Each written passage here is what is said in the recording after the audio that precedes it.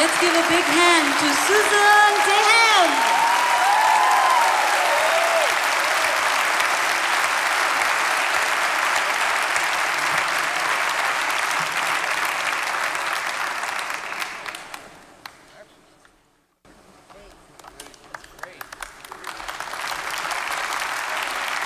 Thank you, Suzanne. That was wonderful. Ladies and gentlemen, the creator of the 99, the first group of Islamic superheroes. He has received positive attention from the international media, including the New York Times, Wall Street, Time Magazine, Newsweek. He is also a PhD in clinical psychology from Long Island University. He has had extensive clinical experience working with former prisoners of war in Kuwait, as well as the survivors of political torture in a hospital in New York. Let's welcome Dr. Naif Al-Mutawa. Thank you very much. Bismillah ar-Rahman ar-Rahim. Sadly, but always, there are those among us who need to feel the pain of others to feel alive. They need to see others bleed to feel important. They need to fill a void within themselves with the screams of others. The demolition of the Bamiyan Buddhas in 2001 by the Taliban was more than just a lack of respect of someone else's religion. It was a lack of respect for one's own religion.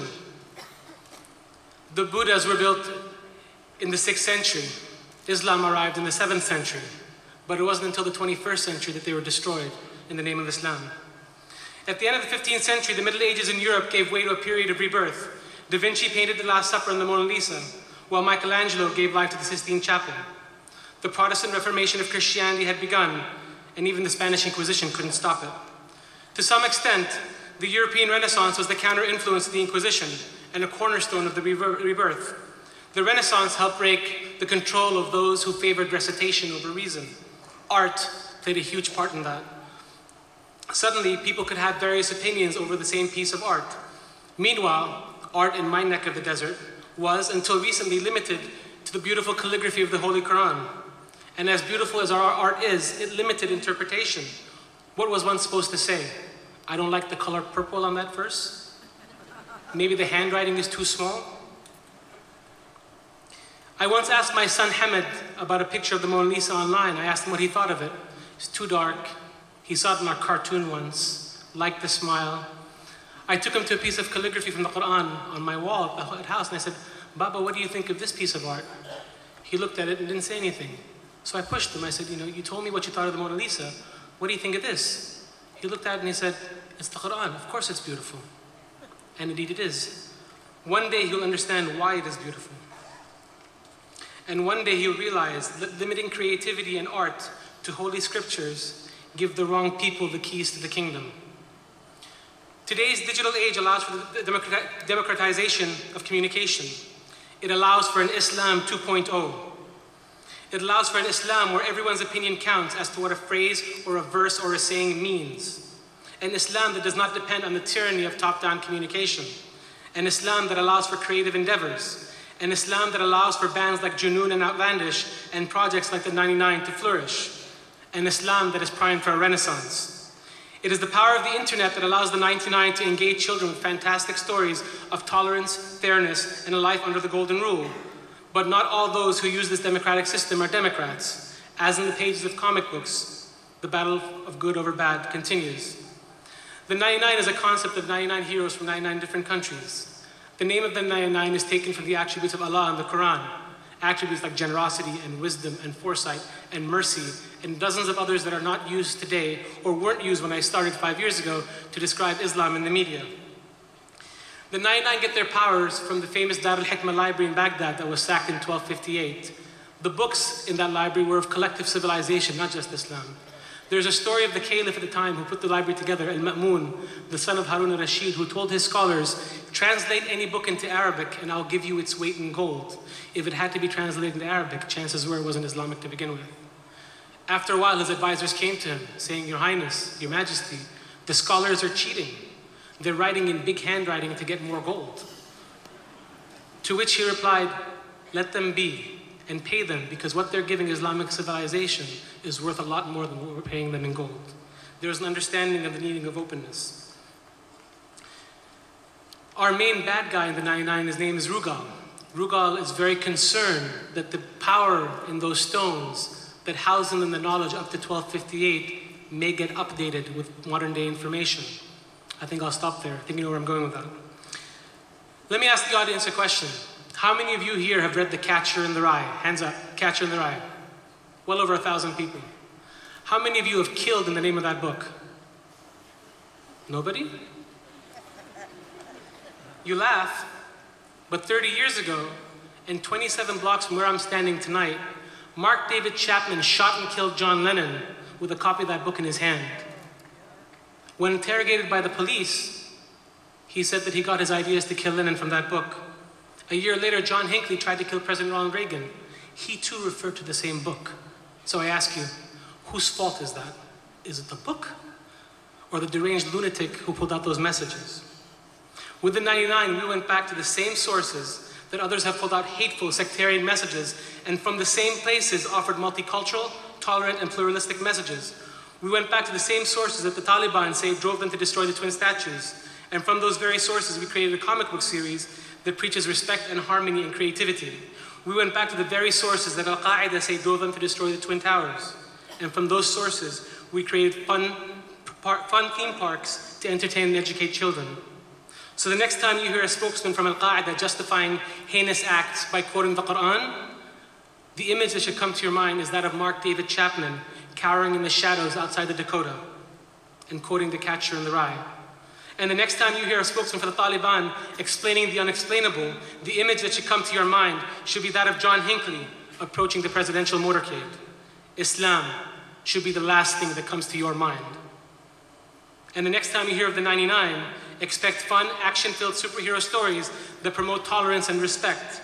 Better yet, let me invite you to be some of the first people in the world to see a clip from the upcoming animation series for television, co-produced by Tashkil Media and Endemol. This clip features the Saudi member of the 99, the Emirati member of the 99, and the American member. In this clip, Jabbar, Noura, and Dar are being driven by Rugal, our central bad guy, who disguises himself as the good guy. The metaphor is clear.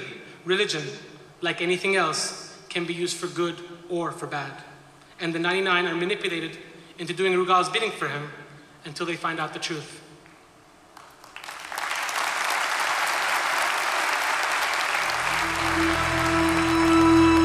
It is said that all the darkness of the world could be shattered by the light in just one pure heart.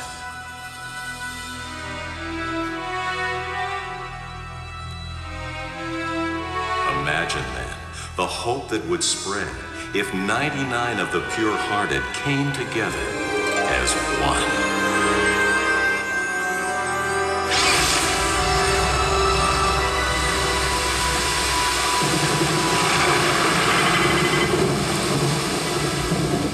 Let me guess. Those guys want the rock too. You are a good guesser. Any idea who they are? I'm not sure, but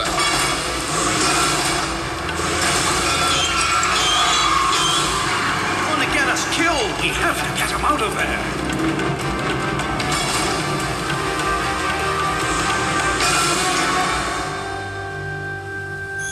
Dana, what are you doing? Open the doors, please.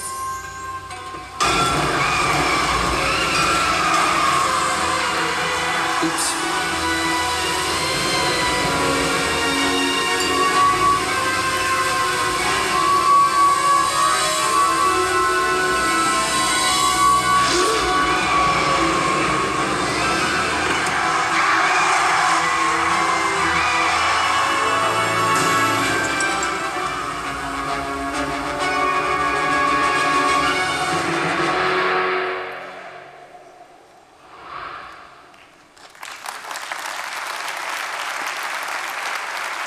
And this is the beautiful Amira Khan, the Pakistani member of the 99. Amira is a young woman who in superhero form becomes Hadia the guide. Hadia's main superhero ability is that she's able to find what is lost and able to guide the 99. She can create maps for them to follow. Tonight, I want all of you to be Hadis and Hadias. The refugees in the Swat Valley need you to help guide them out of the misfortune that plagues them. I want you to show the world just how democratic the internet can be. If you are on Facebook or Twitter or any other Web 2.0 application, please let the world know of the crisis in Pakistan now from your Blackberries and iPhones. Please make them aware of how to make donations if they can. And if they're not able to, please let them make others aware. We only ask for what you can. Tonight is the 22nd night of Ramadan. Ramadan is the season to remember the less fortunate and to give. But giving does not have to be material. You can give time. Whatever it is you give, the people of Pakistan will take. They need you. They have no one else to turn to. Tonight, you are their heroes. Tonight, you are the 99. Thank you.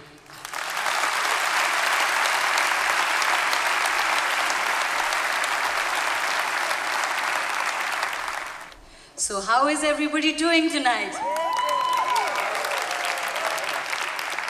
You don't even know the kind of surprises we have for you.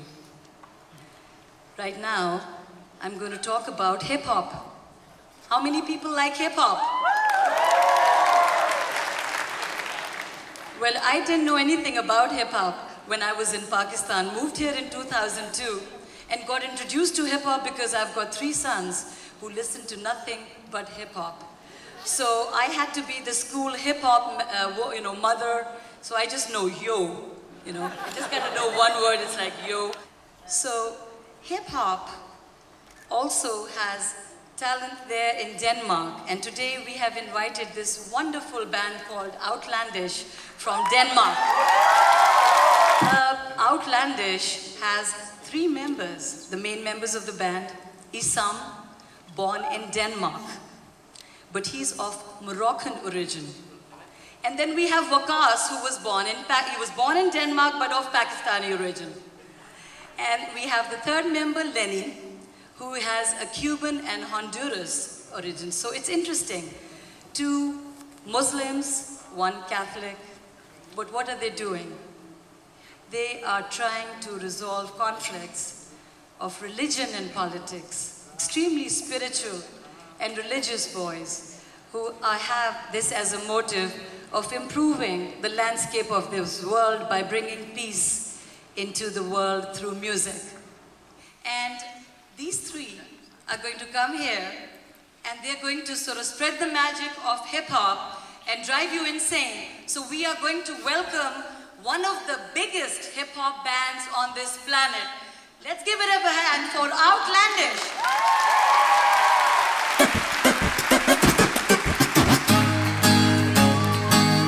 Yeah. Good evening, different. I only ask of God. He won't let me be indifferent to suffering. That the very dried up that doesn't find me. Empty and without having gave him my everything. Yeah. I only ask of God. Solo le pido a Dios. He won't let me be indifferent to the wall. Ever. It is a big monster which treads hard. You know it treads so hard. On the poor innocence of people. My people. It is a big monster which treads hard. On the poor innocence of people.